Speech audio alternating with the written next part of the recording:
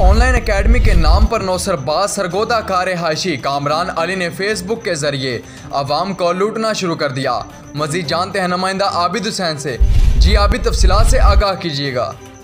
जी बिल्कुल, ननकाना साहिब जहां पर प्रोफेसर मोहम्मद यासिन को नौसरबाज सरगोदे का रिहायशी लामा कामरान अली कादरी ने चकरा कर रख दिया।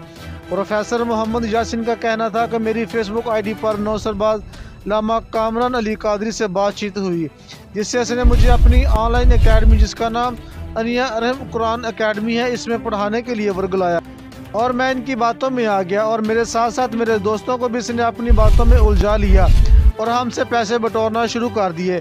तो जब हमें मालूम हुआ कि ये नौसरबाज है तो हमने अपने पैसे वापस मांगने के लिए जब इसको कहा तो इसने हमें उल्टा धमकियाँ लगाना शुरू कर दी। नौसरबाज का मुकम्मल नाम और पता ये है कामरान वल्द मोहम्मद अफजल, चक्कर नंबर 75 SB डाखाना खास तहसील ज़िला सरगोदा का रहशी है। प्रोफेसर मोहम्मद यासिन का कहना है इस नौसरबाज की बातों में हम तकरीबन 27 लोग आ चुके हैं।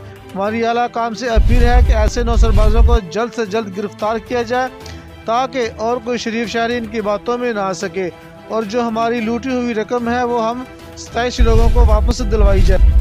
कैमरामैन टीम के साथ मोहम्मद यासिन, फास्ट 92 न्यूज़, ननकाना साहिब।